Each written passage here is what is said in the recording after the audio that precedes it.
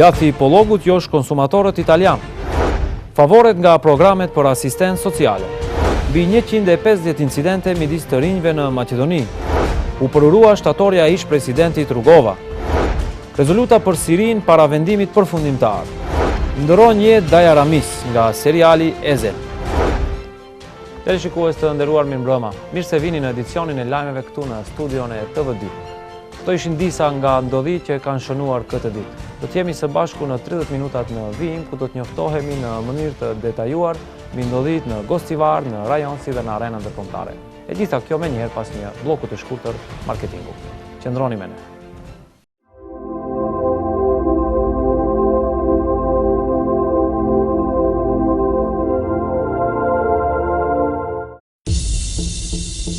Ofertat sensacionale në hipermarketin Korzo Commerce nuk kanë fund. Për 15 ditë me radhë, mbi 20 artikuj ushqimor dhe higienik, do të mund t'i gjeni në çmime aksionale. Makarona 5 cop 99 denar, fide vetëm 16 denar, oris 48 denar, Eurokrem 1 kg plis 400 gram gratis 150 denar, vaj ushqimi vetëm 67 denar, qumsht Alpsko 27 denar, tan halva 500 gram 55 denar, lëngje 2 litra 50 denar, detergjent Bonux 6 kg 220 denar, supa Podravka 17 denar, lëngje turke 2 litra e gjysmë vetëm 50 denar, qumsh Maestro 39 denar, ketchup 1 litër 63 denar, lëngje Tetra Pak 4 litra 100 denar, pashteta pule 10 cop dhe fik falas 190 denar, pavllak Megle 1 kg 65 denar, sheqer 32 denar, miell 5 kg 160 denar, sardina vetëm 30 denar, biskuita 400 gram 50 denar, arom për ambiente 3 cop 89 denar, salfeta të lagura 3 cop 80 denar, vaj skon 1 litër 69 denar, detergjent Ornel 1 litër 110 denar. Aksioni zgjat deri 2 tetor, për llogarin mbi 2500 denar pason dhurat. Korzo Commerce, hipermarketi numër 1 në Gostivar.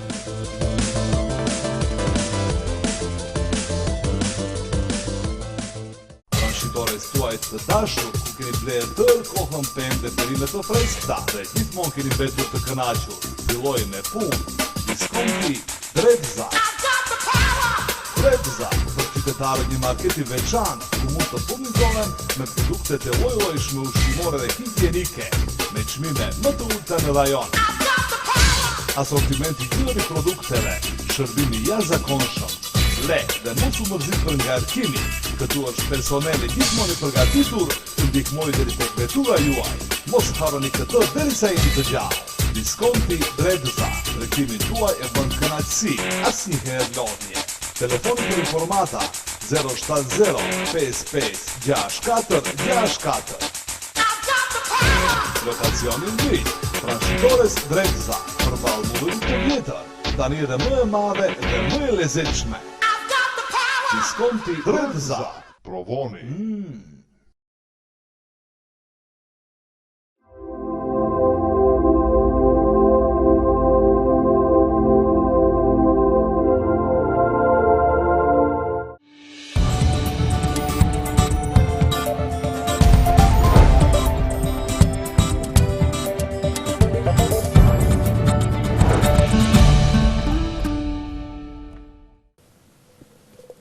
Tani fillojmë me lajmet nga karakteri lokal, fillimisht një lajm lokal, por me jehon ndërkombëtare.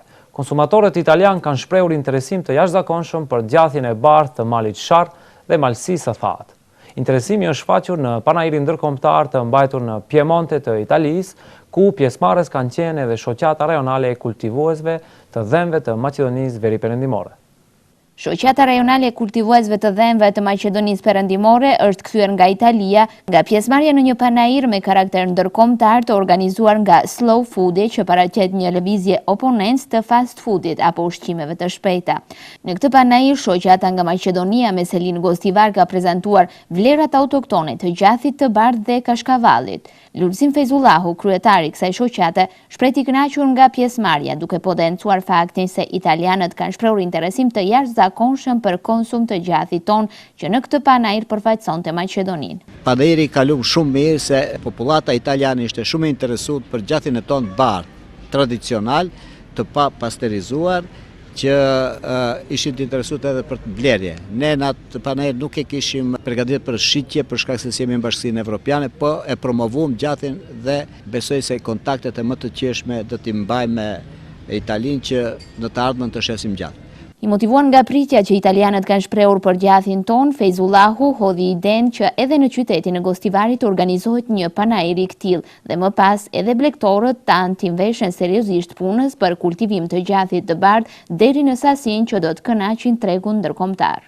Po që është ma karakteristike të veçohet se panairi ishin ndërkombëtar, ma ishte në pjesën e Piemontës të Italisë, afër Torinos, dhe kishte gjatë prej tam botës, Brazili, Amerika, Afrika, Azia, dhe më thënë gjithë gjathët të koncentruar me një qytet vogël për 30.000 banorëve, që tregoj kapacitetin e organizimit mirë një panairi ndërkombëtar. Në atë panair da dha një shtytje ne si shoqat, si gjath i bardhë tradicional, edhe ne të organizohen ashtu, të bëjmë dhe një panair nesër, se jemi qytet mbi 60.000-70.000 banorë, edhe ta promovojmë gjathin tonë dhe nga dal blegtorët fillojnë ta prodhojnë gjathin e bardhë tradicional dhe të përgatiten për shitje ndërkombëtare. Fejzullahu nënvizoi se kjo nuk është hera e parë që ne nga të tjerët mësojmë mbi vlerat e prodhimeve tona. Sipas tij, një organizim i mirëfillt në aspekt të motivimit të blegtorëve për kultivim të prodhimeve vendore do të ishte në dobi edhe të vendit ton, duke e promovuar atë edhe jashtë kufive të vet me prodhime cilësore. Me iniciativë të ambasadorit të Republikës së Maqedonisë në Danimark, Asaf Ademi, kryetari i komunës së Gostivarit Nevzat Bejta, i shoqëruar nga shefi i kabinetit Bashkim Hasani, janë duke qëndruar në një vizitë zyrtare disa ditore në shtetin e Danimarkës. Kryetari i komunës së Gostivarit Nevzat Bejta, i shoqëruar nga shefi i kabinetit Bashkim Hasani, qëndrojnë në vizitë zyrtare disa ditore në Danimark. Me iniciativë të ambasadorit të Republikës së Maqedonisë në Danimark, Asaf Ademi, delegacioni nga Gostivari realizoi takim me drejtuesit e një nga komunat më të mëdha të atjeshme, Veljes. Në takim miqësor me kryetarin Arne Sigbjegart, nga të dyja palët u shfaq interesim për vendosjen e një bashkëpunimi konkret në të gjitha sferat dhe veçmas në aspektin ekonomik, me qëllim të rritjes së mirëqenjes ekonomike të dyja qyteteve. Qasja serioze e të dy kryetarëve dhe përgatitja profesionale e ekipeve përkatëse paraqesin elementin kyç për realizimin e suksesshëm të kësaj iniciative. Në takim u vendos që në afat sa më të shkurt të formohen grupet punuese nga të dyja komunat, me qëllim të përgatitjes së projekteve konkrete nga fusha e turizmit malor, me të cilat do të konkurohet në fondet e Unionit Evropian. Në fund të takimit, kryetari Bejta ftoi homologun e tij Arne Sigbjegart që të viziton komunën e Gostivarit, ftesë kjo e cila u pranua ngrohtësisht nga ai. Gjatë qëndrimit në komunën e Veljes, kryetari i komunës Nevzat Bejta vizitoi edhe qendrën afariste kulturore Spindëri Hallerne, ku pati takim me drejtorin e kësaj qendre, Lars Henrik Neisel. Në këtë takim, u ra dakord që kjo qendër, e cila paraqet inkubatorin më të zhvilluar të ndërmarrjeve të vogla dhe të mesme në Danimark, të jetë partner strategjik i Departamentit për Zhvillim Ekonomik Lokal të Komunës së Gostivarit. Vizita në qytetin Veljes u përmbyll me vizitën e bërë në shkollën fillore qendrore të kësaj komune. Kryetari Nevzat Bejta dhe drejtoresha e shkollës Anne Gulpeç Smith këmbyen përvojat nga fusha e arsimit, Pas përshkrimit të sistemit arsimor fillor në Danimark dhe gjendjes në këtë institucion, drejtoresha Smith elbaroi eksperiencën e bashkëpunimit në këmbimin e nxënësve dhe stafit arsimor të këtij institucioni me institucionet e tjera europiane. Nga ky takim, doli dhe ideja që në të ardhmen të shqyrtohen mundësitë që përvojat e lartë përmendura të mund të implementohen edhe në njërin nga shkollat fillore të komunës së Gostivarit. Në kuadër të vizitës zyrtare në Danimark, kryetari Nevzat Bejta pritet të zhvillon takim edhe me drejtuesit e njësisëve të qeverisjes lokale daneze, po ashtu do të realizon takim edhe me kryesinë e shoqatës së afaristëve nga Maqedonia, si dhe do të ketë edhe tubim me bashkëdhetarët tanë që jetojnë dhe veprojnë në Danimark. Ministria e Punës dhe Politikës Sociale vjon me programet për asistencë sociale ndaj familjeve që shfrytëzojnë këtë drejtë. Lehtësime në faturat e rrymës elektrike dhe disa lehtësime të tjera janë mundësi më tepër për familjet me ndihma sociale. Shfrytëzuesit e ndihmave sociale si persona me status të rrezikuar financiar kanë disa beneficione të cilat garantohen me ligj për këtë shtresë të popullatës. Megjithatë, shumë qytetarë nuk kanë një informacion të saktë mbi opsionet lehtësuese që ua garanton ligji dhe të dhënat ndaj shtetit i bëjnë njëjtë si familje që kanë një stabilitet ekonomik. Maria Leksovska, drejtoreshe e Institutit Publik, Qendra Ndërkomunale për Punë dhe Politikë Sociale në Gostivar, thotë se personat e rrezikuar social kanë lehtësime në pagesën e rrymës elektrike për disa shërbime shëndetësore, pranojnë nga 1.000 denar për çdo muaj për fëmijët që janë nxënës të shkollave të mesme dhe beneficione të tjera për të cilat ata vetë duhet të interesohen. Има повеќе бенефиции кои што користат. Секој месец за секоја платена сметка на електрична енергија добиваат по 700 денари. Ekzistojnë disa beneficione të cilat u takojnë ligjërisht shfrytëzuesve të ndihmave sociale, si për shembull, për çdo muaj, për çdo pagesë të rrymës elektrike, ata mund të fitojnë nga 700 denar. Do me thënë, nëse shuma e harxhuar e rrymës elektrike është më e madhe se 700 denar, atëherë atyre u kthehen 700 denar sërish dhe nëse është më e vogël, atëherë ata paguajnë aq sa kanë shpenzuar. Po ashtu ata pranojnë beneficione nga shteti nga 1.000 denar për çdo fëmijë që është në shkollën e mesme. Gjithashtu kanë lehtësime dhe gjatë blerjes së barnave. Tash me marrjen e kartelave elektronike shëndetësore, sërish kanë lehtësime, sepse nuk paguajnë as pak për shërbimet që ju ofrohen dhe kjo vetëm përmes një vërtetimi se ata janë shfrytëzues të ndihmave sociale. Ajo nënvizon se është e natyrshme që kjo shtresë e popullatës meriton disa lehtësime, marrë parasysh se me mjetet e marra nga ndihmat sociale, ata mezi arrin të sigurojnë kafshatën e gojës. Ajo me këtë rast apeloi tek shfrytëzuesit e ndihmave sociale që të shprehin më tepër interesim në lidhje me beneficione që u takojnë, duke u konsultuar me personat e qendrës në fjalë mbi procedurat dhe dokumentacionin që duhet ta plotësojnë për të bërë shfrytëzues të këtyre mundësive të garantuara me ligj. Dërsa tani një temë nga shëndetësia e cila fatkeqësisht gjatë këtij sezoni prek shumë nga ne. Këtë vit për regionin e Gostivarit janë porositur 700 doza të vaksinave kundër gripit. Sipas mjeteve duke u bazuar nga viti i kaluar, kjo sasi e vaksinave është e mjaftueshme për të mbrojtur kategoritë e rrezikuara që janë të eksponuar për rreziqe më të mëdha sore. Enti epidemiologjik i Institutit për Shëndet Publik në Gostivar është duke bërë përgatitjet e nevojshme për procesin e vaksinimit dhe furnizimin me vaksina kundër gripit sezonal. Për këtë vit janë porositur 700 doza të vaksinave dhe brenda javës që vjen pritet të bëhet edhe furnizimi. Sipas mjekëve duke u bazuar nga viti i kaluar, kjo sasi e vaksinave është e mjaftueshme për të mbrojtur kategoritë e rrezikuara që janë të eksponuara për rreziqe më të mëdha shëndetësore. Epidemiologët gripin me të gjitha karakteristikat e tij e presin gjatë periudhës së ardhshme, sidomos gjatë janarit dhe shkurtit, kurse vaksinimet konsiderohen si masa më efikase për mbrojtje.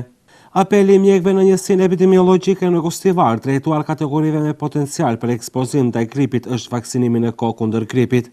Тоа е заболување кое што е едно од најмасовните во светот, затоа што многу лесно се пренесува од болен на здрав и може да се јави во масовни форми како што е епидемијата и пандемијата. Посебно сериозни се компликациите од грипот, кои што може да бидат како воспаление на белите дробови, на срцето, понатаму на ушите, на синусите и други компликации, и поради сериозноста од компликациите токму се наложува како императив, односно како потреба од вакцинација. Ende nuk dihet çmimi i vaksinave për të cilat qytetarët do të duhet të paguajnë nga xhepi i tyre.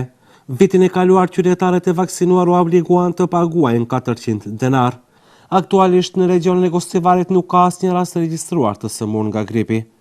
Në këtë periudhë të vitit në ambulanca ka rritje të numrit të pacientëve nga infeksionet respiratore. Fluksi i infeksioneve respiratore të rrugëve të frymëmarrjes rrezikon të shtohet ndaj nevojitet në masat për të shmangur komplikimet që sjell gripi. Vitin e kaluar Gostivari ishte në krye të listës së qyteteve me numër më të madh të pacientëve të prekur nga gripi sezonal.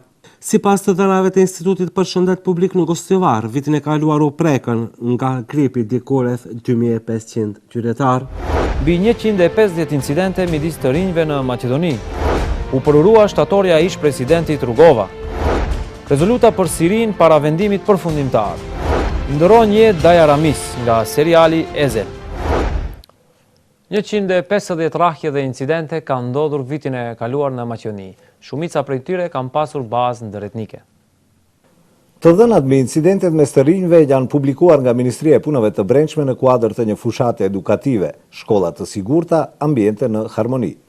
Projekti ka nisur të realizohet në bashkëpunim me Ministrinë e Punës dhe Politikës Sociale, ku janë vizituar shkollat e para në Tetov, Gostivar, Kërçov dhe ku janë dhënë mesazhe për evitimin e ndalimin e dhunës dhe incidenteve në përshkolla. Sipas statistikave, numri më i madh i incidenteve në përshkolla ka ndodhur në Shkup, më pas vijojnë Tetova, Manastiri dhe Ohri. Jankulovska theksoi se ky projekt ka për qëllim që të tejkalojë këtë problematik. Projekti ka si qëllim shoqërimin e të rinjve pavarësisht dallimeve të tyre etnike, fetare e tjerë. Para shkollave të vendit do të vendosen libra dhe broshura ku nxënësit do shkruajnë porosi kundër dhunës. Qëndrimet nga jugu janë baza e problemit, nuk kemi asnjë bindje se kanë dëshirë që të bëhen pjesë e zgjidhjes. Për gjithçka tjetër mund të jemi partner, por për çështjen e emrit ndërmjet neve ekzistojnë kodra të mëdha, ka thënë ministri i punëve të jashtme Nikola Popovski pas takimit me homologun e tij grek Evangelos Venizelos. Para takimit, Ministria e Punëve të Jashtme e Greqisë fajin për mosgjidhjen e problemit të emrit e ka hedhur në anën e Maqedonisë. Takimi mes Popovskit dhe Venizelos në New York ka zgjatur rreth 20 minuta dhe në atë, me kërkesë të Ministrisë së Punëve të Jashtme të Greqisë, kanë marrë pjesë vetëm 2 ministrat. Qindra dyqane dhe lokale të ndryshme tregtare janë mbyllur javëve të fundit në disa qytete të Maqedonisë nga ana e drejtorisë së të ardhurave publike. Shumica e bizneseve reagojnë ndaj kësaj fushate masive kundër bizneseve në këtë kohë krize, por reagimet kanë bërritur edhe nga partitë opozitare. Nga Kumanova deri në Strug janë mbyllur qindra lokale tregtare, por kësaj fushate nuk i kanë shpëtuar edhe lokalet në vendbanimet periferike, ku kanë depërtuar për herë të parë kontrollet e inspektorateve. Partitë opozitare kanë reaguar ndaj aksioneve masive të kontrolleve nga inspektorët e tatimeve. Opozita akuzoi se pushteti aktual në mungesë të fondeve dhe vrimave në buxhetin e vendit tenton që përmes dënimeve dhe gjobave financiare ndaj bizneseve të vogla të mbushin arkën shtetërore. Organizatat jo qeveritare HERA, Komiteti i Helsinkit për të drejtat e njeriut, si dhe Koalicioni për mbrojtjen e të drejtave seksuale të bashkive të marginalizuara dhe profesoresha Karolina Ristova Asterut, sot ngritën procedurë për vlerësimin e kushtetueshmërisë së ligjit të ri për abort. Aterut thot se po që se do të mund të fliste ligji, do të thoshte këtë. Po, unë nuk e kontestoj të drejtën kushtetuese të gruas që të mund vetë të kryejë ndërprerje të shtatzënisë, megjithatë e pamundësoj dhe tërësisht e parandaloj me kapric të Ministrisë së Shëndetësisë, gjëgjësisht pushtetit ekzekutiv. Sipas saj, kulmi i ligjit është anulimi të gjitha vlerave në të cilat bazohet shteti bashkëkohor i Maqedonisë, gjëgjësisht parimi i barazisë mes gjinive.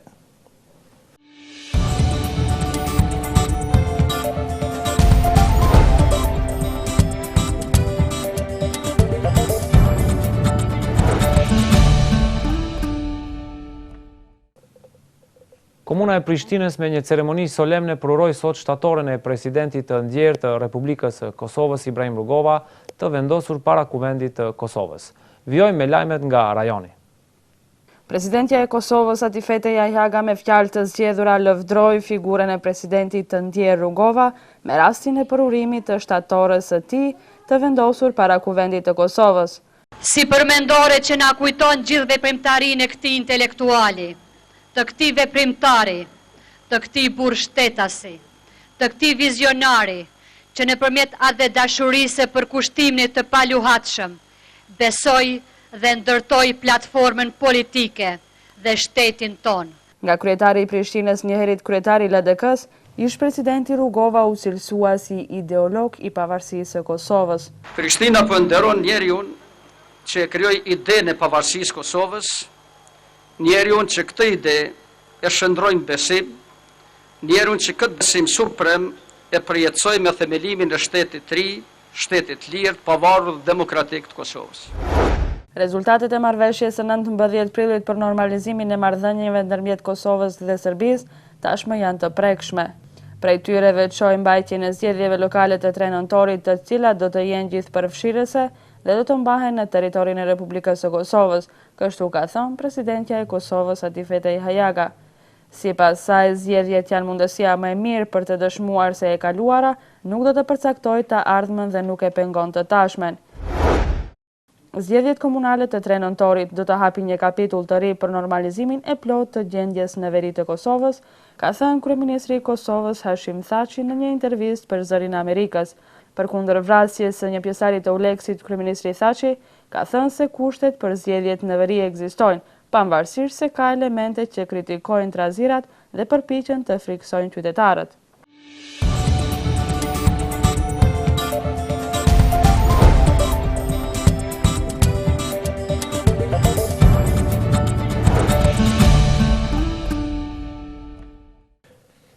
Këshilli i Sigurimit të Kombeve të Bashkuara diskutoi rezolutën mbi Sirinë dhe më vonë gjatë ditës 15 antarët e tij pritet të votojnë draftin e hartuar sipas tekstit me cilin kishin rënë dakord edhe Shtetet e Bashkuara të Amerikës edhe Rusia. Të ndjekim lajmet nga arena ndërkombëtare. Marrëveshja që detyron Damaskun të dorëzojë të gjithë arsenalin e tij të armëve kimike i jep fund një ngërçi më shumë se 2 vjeçar për Sirinë në Organizatën e Kombeve të Bashkuara. Ajo konsiderohet një hap kyç përpara drejt zbatimit të planit amerikano-rus, sipas të cilit armët kimike siriane do të asgjësohen qetë gjitha deri në mesin e vitit 2014. Për projekt rezolutën e fundit nuk janë dhënë shumë detaje, por ministri i jashtëm francez Laurent Fabius tha një ditë më parë se teksti përfundimtar do të përfshinte mundësinë e sanksioneve apo goditjeve ushtarake nëse Damasku nuk i përmbush detyrimet e veta. Vet Asadi nuk e përjashton mundësinë e një sulmi amerikan ndaj vendit të tij, edhe pse është pajtuar me marrëveshjen që i kërkon të dorëzojë armët kimike. Në selinë e Kombeve të Bashkuara në New York nisën bisedimet SBA-Iran për programin bërthamor iranian, bisedimet të nivelit më të lartë në 6 vitet e fundit. Sekretari amerikan i shtetit John Kerry tha se mirëpret propozimet e shtruara në tyrës nga pala iraniane. Megjithatë, ai frenoi entuziazmin duke shtuar se mbetet ende shumë punë për t'u bërë dhe se Irani duhet të jep përgjigje për pyetjet e ngritura nga Komiteti Ndërkombëtar në lidhje me programin e tij bërthamor. Nga shpërthimi një bombe afër një autobusi me zyrtar qeveritar në pjesën veriperëndimore të Pakistanit janë vrarë së paku 17 persona dhe plagosur 49 të tjerë. Shpërthimi ka ndodhur në qarkun Qarsada. Sipas informatave burimore, disa të plagosur që ishin në gjendje kritike shëndetësore janë dërguar në një spital në qytetin Peshawar. Sipas burimeve të njëjta, po ashtu janë parë 6 trupa të pajetë të dërguar në morgun e spitalit. Deri më tani, askush nuk e ka marrë përgjegjësinë për këtë sulm.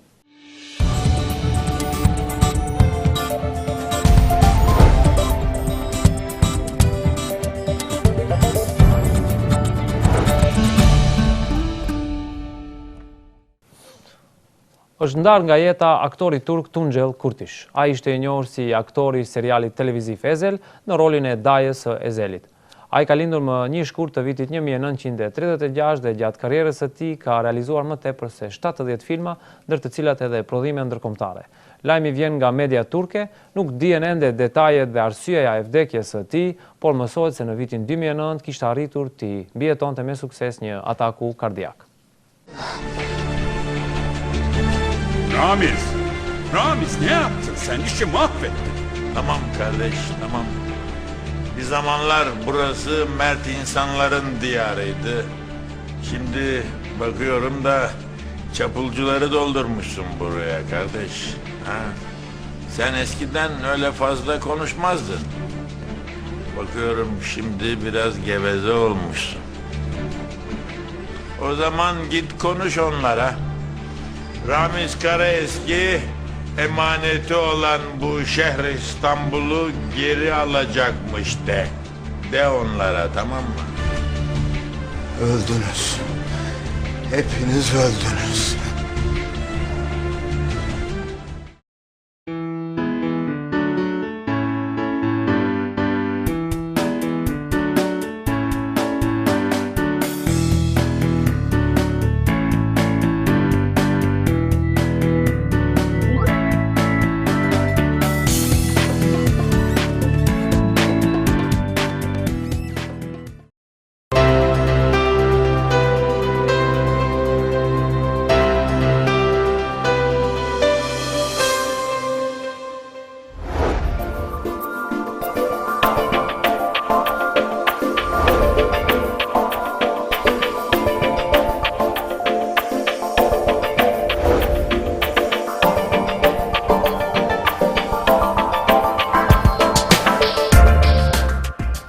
Në fundjavë, moti do të jetë me diell dhe me temperaturat deri 31 gradë. Nga fillimi i javës së ardhshme, megjithatë vendi pritet të përfshihet nga rreshjet dhe bubullimet. Ndryshimi i motit do të jetë sipas meteorologëve pasojë e masës së ftohtë dhe të lagësht që vjen nga mesdheu. Meteorologët paralajmërojnë të bëhet kujdes gjatë shkarkimeve elektrike. Në Gostivar moti do të jetë me diell dhe vranësira, ndërsa do të fryjë edhe erë mesatare. Temperatura e mëngjesit do të ulet deri në 9, ndërsa ajo e ditës do të arrijë deri në 28 gradë Celsius. Të shikues të nderuar, parashikimi i motit ishte edhe informacioni i fundit i përgatitur për këtë edicion lajmësh. Unë ju falenderoj për vëmendjen dhe ju dëshiroj një fundjavë të këndshme.